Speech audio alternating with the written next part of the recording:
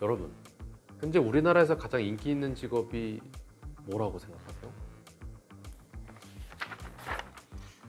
변호사? IT 개발자? 아무래도 제 생각엔 의사가 아닐까 싶습니다. 안녕하세요. 저는 아나운서 김지호입니다. 언제부턴가 우리나라에서 의대 열풍이 계속되고 있죠. 대학을 다니면서 의대를 준비하는 N수생은 물론 심지어 초등학생을 위한 의대 입시반이 있을 정도로 의사를 꿈꾸는 학생들이 많습니다. 그런데 지난 10월 정부에서 의대 정원을 확대하겠다고 발표했는데요. 당장 2025년 입시에 적용되는 만큼 이에 대한 갑론을박이 끊이지 않고 있습니다. 그래서 오늘 시사 한 컵 3회차에서는 의대 정원 확대에 대해 다뤄보려고 합니다. 그런데 갑자기 정부는 왜 이런 정책을 발표하게 된 걸까요? 그 배경에는 여러 이유가 있습니다. 첫 번째로 다른 나라와 비교했을 때 우리나라 임상 의사 수가 현저히 부족하다는 건데요. OECD에서 지난 7월 발표한 통계에 따르면 국내 임상 의사 수는 인구 1000명당 2.6명으로 OECD 국가들 중 두 번째로 적은 수준으로 나타났습니다. 응급실 뺑뺑이, 소아과 오픈런과 같은 이슈 한 번쯤 들어본 적 있으시죠? 따라서 의대 정원을 확대하면 필수 의료 공백 문제로 어려움을 겪고 있는 이들에게 도움을 줄 수 있다는 거죠. 두 번째는 지역별로 의료 시스템의 편차가 심하다는 이유입니다. 보건복지부의 통계 자료에 따르면 서울시는 의사 수가 4.76명인 반면에 가장 낮은 세종시는 1.94명에 불과해 지역 간 편차가 큰 것으로 나타났습니다.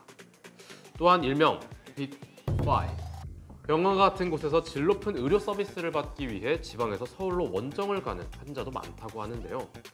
무려 서울대병원의 외래 환자 중 절반 정도가 수도권이 아닌 지방 출신 환자라고 하네요. 하지만 의대 정원 확대만이 의료 시스템 문제 해결을 위한 답일까요? 한쪽에서는 의대 정원을 늘리는 것이 현 상황에서는 그다지 도움이 되지 않을 것이라고 주장합니다. 만약 지방의대의 정원을 늘려 그 지역 출신 의사를 더 배출한다고 하더라도 그들이 다시 졸업 후 수도권으로 돌아갈 가능성이 크다는 건데요. 실제로 보건복지부가 발표한 2020년 통계에 따르면 울산의대 졸업생 중 단 7%만이 울산에서 근무하는 것으로 나타났습니다. 의대 정원을 늘리면 전체적인 공급이 늘면서 필수 의료 인력난도 해결될 것이라는 이 낙수 효과만을 기대해선 안 된다는 거죠. 의대 정원 확대가 이루어지면 자연계열 입시판에서 의대 쏠림 현상이 일어날 것이라는 우려도 있는데요. 이 가뜩이나 최상위권 자연계 학생들 대부분이 의대를 진학하는 와중에 의대 증원 확대가 이루어진다면 이 이공계 패싱 현상이 더욱 심해질 수 있다는 겁니다. 그렇다면 이 사안의 당사자인 의대생의 생각은 어떨까요? KUBS가 우리 학교 의과대학 학생회장님께 의대 정원 확대에 대한 생각을 물어봤습니다. 이 의과대학 학생회장 주현진 씨는 필수 의료 인력을 늘리는 것에는 공감하나 방식이 잘못된 것 같다는 의견을 전했습니다. 단순히 의사 공급만을 늘려서는 이 수도권 쏠림 현상을 해결하기는 어려울 것 같다는 건데요. 이런 우려를 해결하기 위해서 한쪽에서는 이 대안으로 지역 의사제를 제시하기도 합니다. 지역 국공립 대병원에서 의과대학 전형을 따로 만들어 학생들을 선발하고 그 학생들이 전문의가 된 이후에도 10에서 15년 정도 그 지역 의사로서 의무 복무를 하는 제도입니다. 우리 학교에서 의료사회학을 전공하신 사회학과 김진영 교수님도 한 말씀 해주셨는데요.